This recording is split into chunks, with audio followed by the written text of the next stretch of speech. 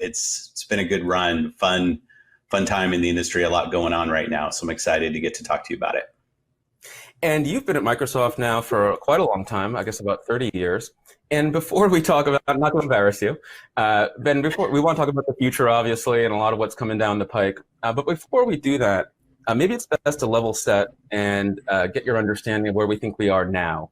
Console generations are always a milestone to reflect on gaming's past and the future. How do you think this current console generation should be remembered? It's a good question. I think about, as you said, the generational transitions always are a good time for us as an industry, frankly, to reflect, as a platform to reflect. When I think about this past generation, I think what I'd say is this is a generation where we really saw the power, or who's in control, move from the device to the player. Players are they're in so much control of the experience now, from where they play, what they play, where they buy.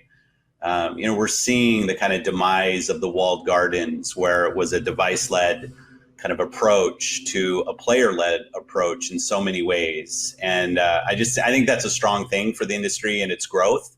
And it's definitely, this last generation was a real inflection point in that strategy and that approach, I think. And what's one of the things that you've learned during this generation that you might not have fully understood when we began? Yeah, for me, and you know this, like I came into this role during the generation, right after the launch. And the thing that will stick with me, hopefully, for, frankly, the rest of my career, is just the role that the players play in the direction that we take. Early on, we started a user voice kind of approach, getting feedback from our players about things they wanted to see in the platform. And really, as the leadership team at gaming and Microsoft, we try to put the player at the center of every decision that we make. What would the player want? What would our customer want? And try to build the solutions, whether it's back compat, smart delivery, the consoles that we're focused on, the games we're delivering and where they're available. What would the player want? And that, I think it's led us to some really good decisions this generation. And it's something that will, like I said, stick with me for many years to come. Now, looking forward, you picked a heck of a year to launch a new Xbox. Yeah, this planning starts years ahead. I think Jason Ronald and I were talking about it. It's been like 4 years we've been planning for this launch, and you've got a target date. And I don't know that we could have predicted that 2020 would be the year that it is. It's first, I just have to say, for the hardships that this year has had for across so many different fronts, frankly, in society, that as a team, our hearts and our thoughts go out to just the situations that so many people are dealing with. And I think we can never lose sight of the fact that gaming is a discretionary activity, something that's there for fun and entertainment. We're not frontline workers. We're building video games and video game consoles. That said, it's been really cool to see how the role our industry has played during the C-19, specifically was stay at home, work at home, school from home. We've seen a big swell in usage on the platforms. We've seen gaming connect more and more people. We've had hundreds of millions of new friend connections that get created on the platform across so many different countries. It's just, gaming, I've always believed, is a real way for people to connect across social, economic, racial, religious divides. It brings people together. And I see this right now just happening at mass during this time. And it is a reflection of what gaming can mean. What's been the impact of the pandemic internally, and not only on the development side, getting the new console out? What's been the impact for you? Yeah, I always start this when I just think about the safety, security of our teams and our partners and the people who are working on our products. We're all working from home. We've learned what that means, and just to ensure that the decisions we're making as a team are really putting that safety and security at the forefront is important to us. When I think about the hardware side of it, which is probably the most unique thing this year for us, I've been really encouraged. In fact, I had a long review yesterday on how the progress that we're making on the hardware platform, and it's going really well. We got the units at home. I feel good about our supply chain work and our silicon work. All of that's really come together in a good way, and the teams have worked in some really creative ways to keep making progress. On platform and games specifically, you would think that could maybe be more virtualized, a little easier than hardware, but there are definitely functions that happen on the creative side of game development that are easier when people come together. I've been really impressed with some of the kind of innovative ways that our teams have used tech to help. I was just watching as one of our internal teams was using XCloud, and they were actually deploying test builds into our cloud servers, and then they were, as a team, all able to go and play basically the new build almost instantly. So people aren't having to download the new build. They're playing from the XCloud, kind of a private XCloud servers. These are things that we're talking to first-party teams and third-party teams about, teams coming up with real unique ways to connect during that creative process. But when you need to get everybody together in a room, whether you're doing mocap or symphonic or whatever your work that you're doing, that's definitely stuff that we're having to work around, and it is having an impact. There's no doubt. I want to come back to XCloud in a little bit, because there's a lot to talk about with cloud in general. But you mentioned your first-party software development, the game development, and I definitely want to talk about that a little bit. In fairness, your main console competitor, Sony, is often considered by some players to have a stronger first-party lineup than Microsoft has had historically. But I know you've now made a huge investment in that area. I think you're up to, 15 Xbox game studios now? Yeah, the first-party content is really important to where we're going. It's important to our hardware platforms, important to things like Game Pass, and our overall gaming strategy at Microsoft. And as we got in place the new leadership team a few years ago, and we started building our strategy and articulating our strategy internally to the company, it was really encouraging to see the support that we were getting from the board and the senior leadership team at the company to go and grow our first party. And I feel really good about the lineup of creator-led studios that we have now, all under Matt Booty's leadership. And I'm seeing the output of those teams. Some of the things have been announced, many of them have not. I'm seeing how the community of creators inside of our own teams are coming together to have an impact on each other and the work that they're doing and learning from each other as studios, but also on our service and our platform work. That feedback loop that you get from creators as you're building out your software and your hardware platforms is very, very critical. And we know it's important. We know it's something that our fans want. But I will also say that we're going to create our first party around the things that we feel like we need to do in order to stand up for Xbox. And sometimes we get suggestions of where's your X game or where's your Y game when people look at the other hardware platforms. I don't think our goal is to replicate what other people have done. It doesn't help the industry to have people that are trying to do exactly the same thing with their platform services or content. I'm really proud of the diversity of content that our Xbox Game Studios teams are creating, of genres and art styles and platforms and gameplay, single player, multiplayer, cooperative work that's coming along. Just really proud of the diversity that I'm seeing from the Xbox Game Studios organization. And I think that's going to continue. That'll be a mainstay for us, that it won't be about a certain kind of genre, a certain kind of story, that the teams are really led by their own vision and what they want to build. And I think we've talked a few times about how the technology really just exists to allow creative people to create more immersive experiences. That's what this is really all about. And when we talk about the mix of products coming out of Xbox Game Studios, are there certain kinds of experiences that you might not have been able to deliver on the previous generation that you're now enabled, that you can then lean into to highlight the power and the opportunities of the new Xbox? This is always a difficult kind of question, because I know people are looking for the 1, 2, or 3 tech that only shows up on a certain platform or is only made possible on a certain platform. And I think it's just a matter of degrees, and it has been for a while. You know, we can go back in console history and see things like 2D to 3D, which were dramatic kind of inflections in the creative canvas that creators were using. I think we're at a point now with immersion, with the tools that we have and the compute capability, that the deltas will be smaller from a visual impact, or a feature X was never possible before and now it is.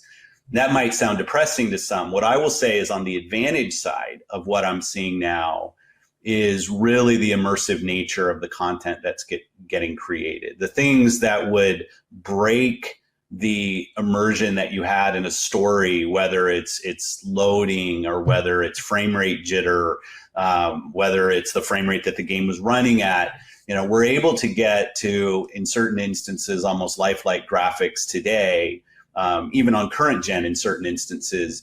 But when you take that and you mix it with very high frame rate, solid frame rate, very little latency and input, and the ability for game storytellers to really push the emotion in the story that they're trying to get through their game, kind of through the screen, through the controller, into you, that is something that I'm feeling in the games now that's a dramatic step up.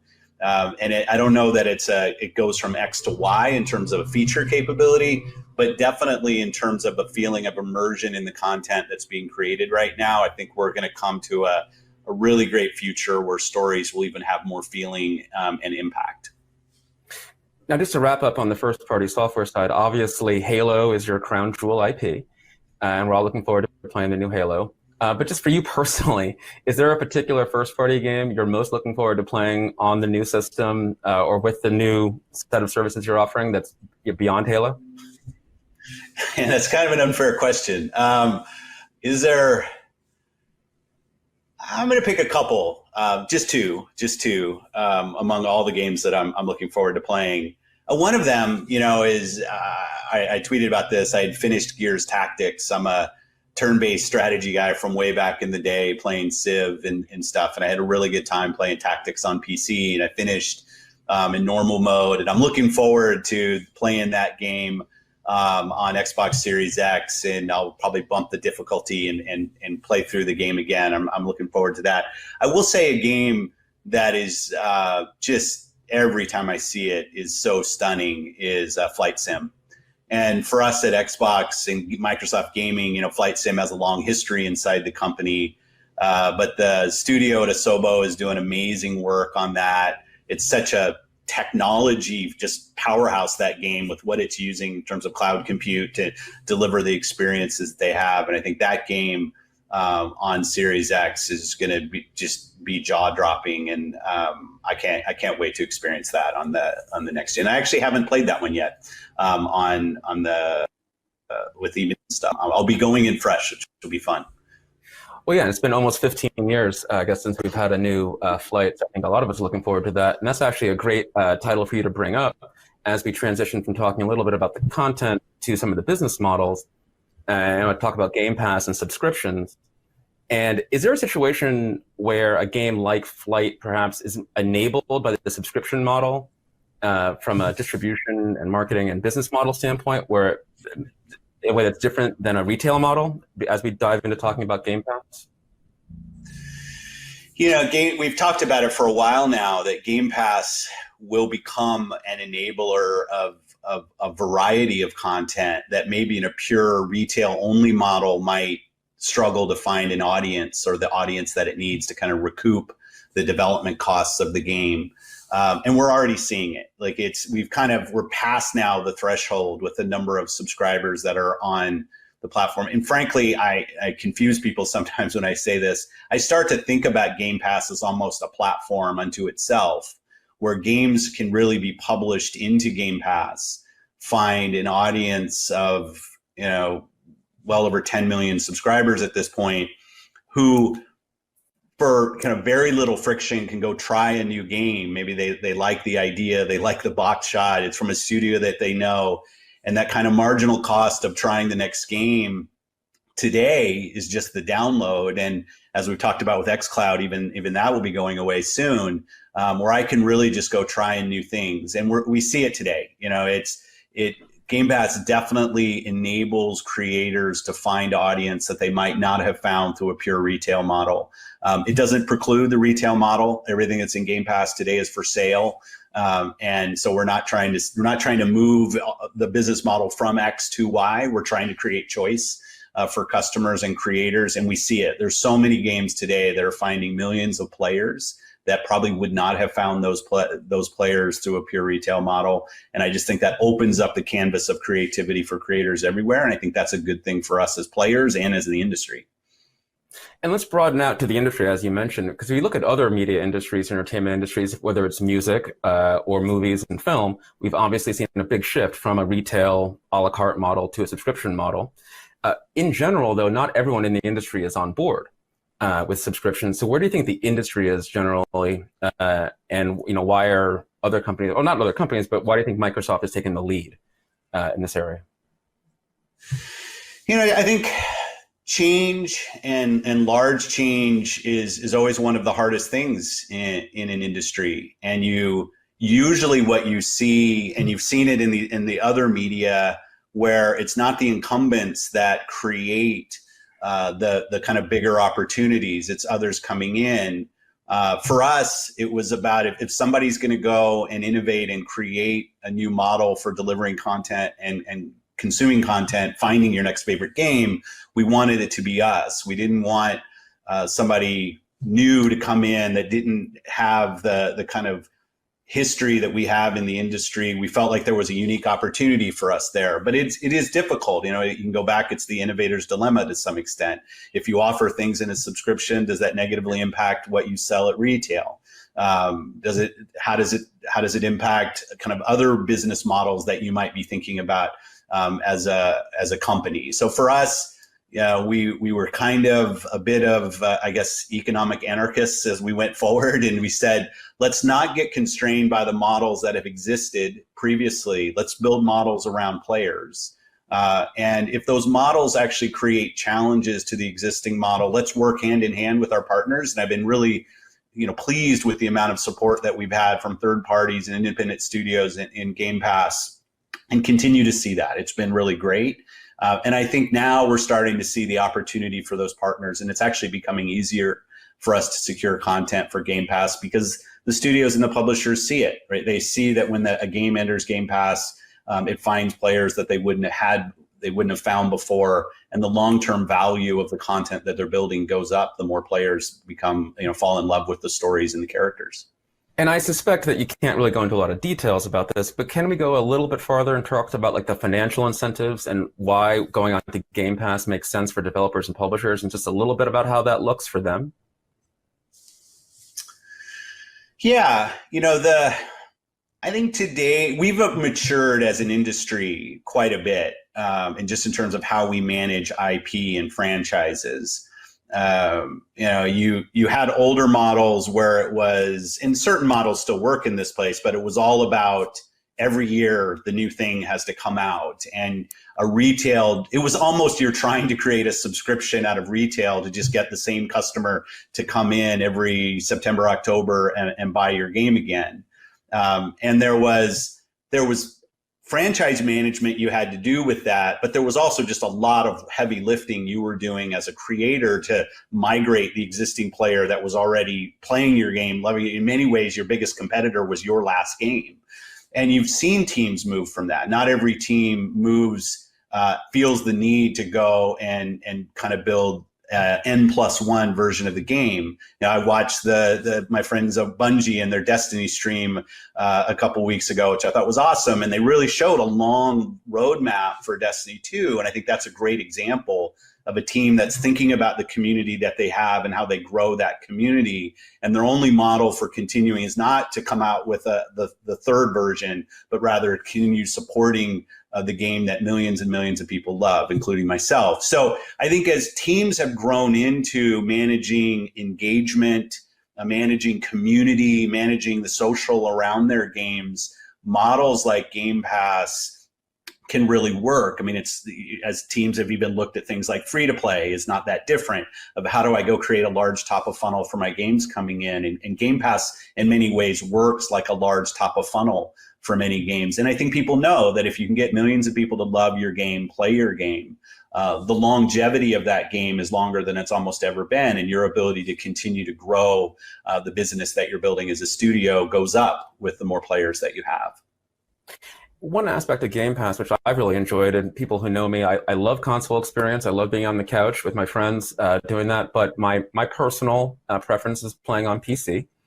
And the ability to leverage Game Pass across both the PC and the console ecosystem, that obviously has to be a big differentiator and advantage for you, both financially and in dealing with publishers. You know, the model that we started on, and it's been years now, and the puzzle pieces slowly come together. We announced we were going to ship our first party games on both PC and Xbox. And that was a view of, at some point, we want to be able to bring these communities closer together.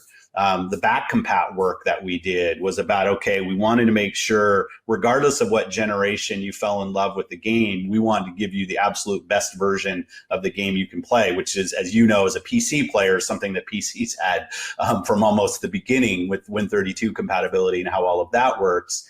So, you know, as we've been building the pieces together and kind of getting to where we are now on the cusp of, you know, XCloud and allowing people to play games come anywhere, I think you're absolutely right that capability that we have on PC and that we've embraced gamers wherever they are, but including on PC, and we're shipping our first party games there. We're building Xbox Live communities there. We have a Game Pass community that's millions strong on PC now, which is just awesome to see. And as creators, and it kind of goes back to your other question about the kind of what has happened this generation. If you start to think about the player as your customer and not the device through, like the player through the device, you want to allow the players of your games to just play the game wherever they want to go play. And for you who likes to play on PC, you should be able to play that game on PC, stop, and then go pick up on console and continue where you are with your same friends. And if eventually you're playing on a phone somewhere, same thing. I want to basically be able to stop, use quick resume, and pop back in wherever I go and continue to play. And that's our goal. And embracing anywhere you want to play is just kind of fundamental to what we're trying to build. And to be clear, I am not anti-console. I love consoles. But we've talked about XCloud a couple. We talked about XCloud a couple of times. We haven't really dove into that. So let's talk a little bit more about your work with XCloud and game streaming. A lot of different trials, not a lot of visibility yet for us and the public about what the plans are with XCloud going forward. We've seen some different streaming plays come from folks like from Google, and Amazon's working on some things, and NVIDIA. So where are we at with XCloud, and what should we expect to see over the next little bit? Yeah, you know, we launched our preview, was it October of last year? So still less than a year. We've had hundreds of thousands of people come in and help us preview and learn, which has been important to us. The other thing that's been happening on the back, which, you know, our customers don't necessarily see, is our creators are learning. Creators are really interested in what kind of games do people want to play in a streaming environment. How do they play? Is session length different? Where are the areas where people drop out? Like all of this, it's new, right? It's a new canvas for us as creators of people playing games that were originally meant for one device, now ending up on multiple devices. So I just wanted to thank both all the creators that have been along this journey with us, as well as all the players that have helped. You know, when you said we're going to bring XCloud into Game Pass, we've talked about that. It's a natural way to extend where you can play your Game Pass library. Is to add the ability to stream to mobile devices to go do that. We'll be talking more about that pretty soon. It's actually not too far off now, where we'll give more clarity on both kind of the business model, which I think people really like, as well as the library of games to go play and where you can go play that. So we're close. We feel good about the tech. We feel like we've learned a ton. We're still busy putting hundreds of thousands of more blades in Azure data centers around the planet. To enable us to have a pretty broad launch when this goes out. And I think it'll have an impact in a lot of places, some expected and likely some unexpected. And just one more on XCloud, just from a technical perspective, I think a lot of people were skeptical about the idea of cloud gaming in the first place. The first main consumer application came from a different company, but I think over time, the market in general has become a lot more comfortable. Just over the last 6-9 months, we've seen that in general, cloud can work. And I'm sure that Microsoft has its own way to make it even better. Just in general, though, I mean, should gamers really be thinking about streaming as a way to really get that full experience?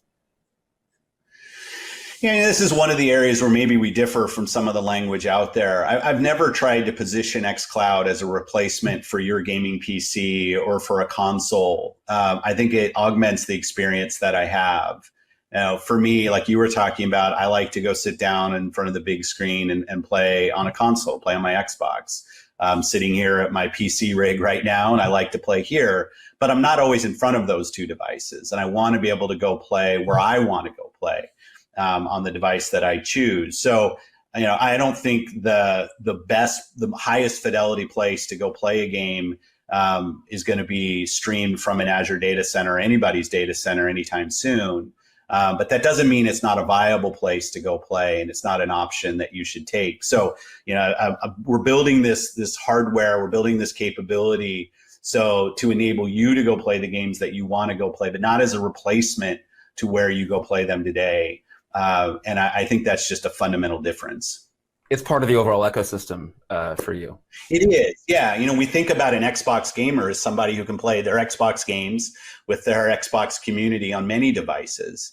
And we want to make sure you have the best experience on the device that you're playing on, which is kind of our smart delivery technology, that the device that you're on, you should have the bits that show up the best on that device. And different devices have different capabilities. There's no doubt about that. The nice thing about me playing on my Android phone when I'm sitting, at a waiting room somewhere is I can do it, and I can't do that with my console there. So it has unique advantages, but I wouldn't say the unique advantage is fidelity, or even responsiveness. There is latency. The speed of light still exists.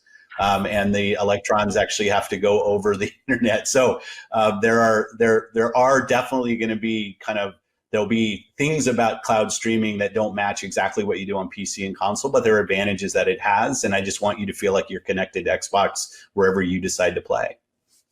Now, when we talk about streaming, one of the aspects of that is it sort of transitions to a discussion of how the overall game industry has changed in sense of you have new competitors and new kinds of companies coming into this industry. And I did a piece in February, and you said something pretty interesting. And I want to give you a chance to clarify and amplify your remarks. Now, this was a story, it's got to be clear. This is for a publication called Protocol. It was not about the gaming incumbents. It was not about Sony. It was not about Nintendo. It wasn't really about even Microsoft. It was about how big tech companies like Amazon and Google and Facebook are getting into this market a little bit more.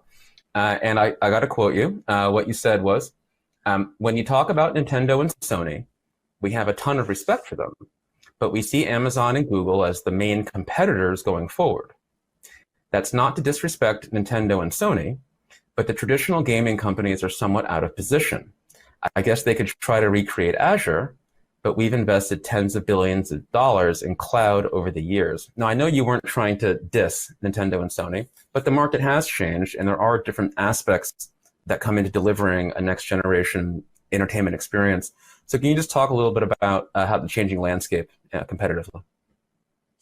Yeah. I seem to remember the ripples that were created from that. You and I made some noise on that one. Here's where I'm going to start on that one. I'll say I have a ton of respect for the companies that have helped build the gaming industry that I love. It's been an incredibly important part of my life, my entertainment as a kid, my experiences with my daughters as they've been growing up. And frankly, my professional career has mainly been about this industry. So when I think about the companies that have been part of creating what the industry is today, I always struggle to say that our strategy at Microsoft is to eliminate those companies or to somehow, create a world where they can't thrive.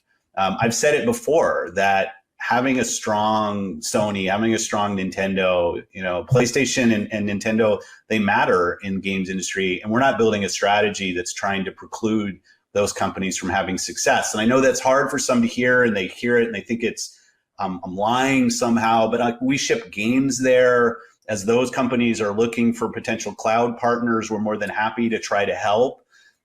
Because I think it's an important thing for us as an industry that we respect our history and how we got here together. Competing in many areas, yes, and we do compete with Sony and Nintendo in many areas, but also recognizing that this industry is growing incredibly quickly right now, and it has more global influence than it's ever had. And there's real opportunity for us to take a player-centered approach and not a device-centered approach as an industry. And those things can help the industry grow and have more impact. When I think about our other large tech competitors as Microsoft, and I sit on the senior leadership team at Microsoft, and I see all the conversations and the competition that's having with that Microsoft has with those companies. Those for me are not companies that are native to the game industry. And I just want to make sure that as this industry evolves, as the business models evolve, and as we're trying to innovate in new ways, and we're creating new social structures in our industry, and we're meeting new players, that the history of what we've learned in getting here over the decades matters in terms of how we navigate forward. So I guess my comments are just more about respect for how we got here as an industry and the progress that we've made, and looking at other players who don't have a history in this business coming in, and just wanting to ensure as an industry we protect what we have and we grow it in a thoughtful way. Now, you've talked about the future of gaming is built on the pillar of 3 C's, right? Community, cloud, content, community, and cloud. Yeah. Right. Content, community, and cloud. Okay. And you obviously would think that you're well positioned in all 3 of those pillars: content, community, cloud. And then, but obviously, as we talk about whether it's the Nintendos and Sonys on the one hand, or the Amazons and Googles on the other, different kinds of strength on those different pillars, right? In terms of how you position yourself vis-a-vis them, correct? Yeah. So when we were building our kind of evolving our strategy as a leadership team for where we're trying to go, we actually tried to erase us and any other specific company and just say, what do we think a gaming platform that's going to succeed over the next decade needs to have as core competencies and capabilities? And that's where we came up with the 3 C's of content, community, and cloud. And it led to us doing some things like, as we've talked about, really investing in our content, our first party content, because as we looked, we said that's an area we need to do more. And we've done that. And our community, making sure we're bringing Xbox Live to every endpoint that somebody wants to play on, whether it's our own device or someone else's device. We want you to be able to stay connected to your community wherever you go. And cloud's probably the hardest one for a lot of the kind of incumbent game companies to compete on, just because it's such a capital investment to go create what a few companies on Amazon and Microsoft have created on the planet of a global cloud infrastructure that we have. But we built the kind of modeling of 3 C's without thinking about our strengths. And I also and this is a little bit longer, but I also understand that 3 C's is not what a customer cares about. What a player, what I care about is I want to play my games. I want to be able to play them wherever I am. I want to be able to play with you, my friends, wherever I go play. And I just want that to seamlessly work across every device that I see. So the customer benefit is the games that I want to play with my friends wherever I am. The infrastructure that we think you need is great content, a community to stay connected to people across all devices, and a cloud infrastructure to enable that. And there are very few companies that are positioned for that. That's right. And you talked a lot about putting players at the center of the experience, and that can involve a lot of what you might call rights or policy issues, whether it's cross-play, whether it's buying a game for one platform and having that future upgrade path. But one thing we haven't talked a lot about that I think a lot of people out there just don't even really know about is a program called Xbox All Access, which is really taking away that several $100 upfront cost and letting people buy not only the hardware, but also subscribe to the software for a monthly fee. I think it's around 20, $25 right now. It's not a major program, but once again, when we look at other industries like say cell phones, very few, at least in this country, people don't think about spending $1,000 on a cell phone. They pay for it monthly, whether it's through the device manufacturer themselves or their carrier. And that model is something that you have experimented with. But how much should we see you driving that forward in the next generation here with Xbox All Access, letting people finance and buy the machine and subscribe to the software all for a relatively low monthly price?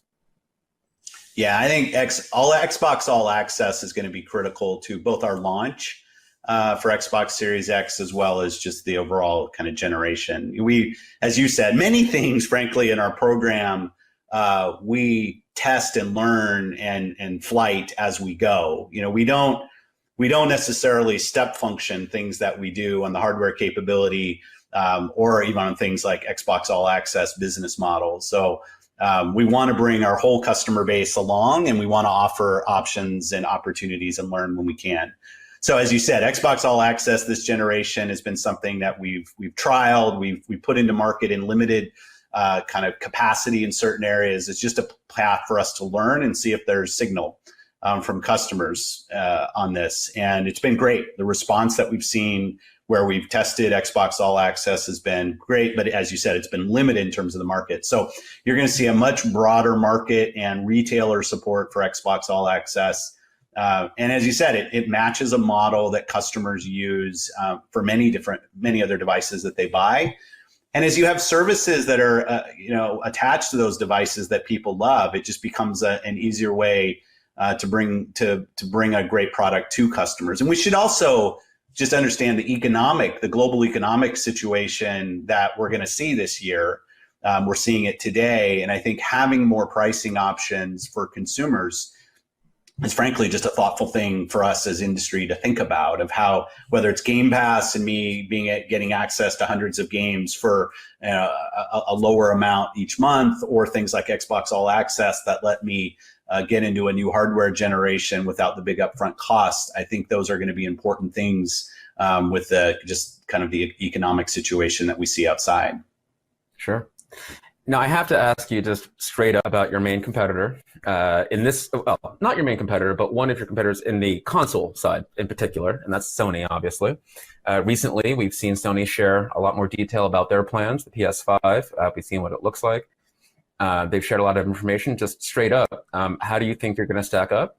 What do you think about what they're doing, and how does your plan differ from theirs? Yeah, I watched the show. I thought they did a good job. I sent Jim a note afterwards and congratulated him. I thought, in this environment, trying to pull off a high production value event is just not easy. So I applaud the teams at Sony for what they were able to do. As a competitor, it's great to have them out there now. So we kind of know what the program is. We see the device, we see the games. Just being honest, I felt good after seeing their show. I think the hardware advantages that we've built are going to show up as we're talking more about our games and frame rates and other things. I thought the games lineup that we're going to have at launch, I felt really good about.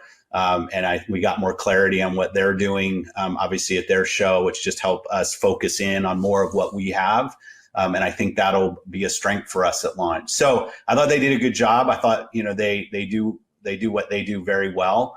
And they did that. But when I think about the position that we're in with the games that we're going to be able to show and how they're going to show up and the hardware advantage that we have, I think we're in a very good position. So I feel good about July and the gameplay that we're going to be showing there.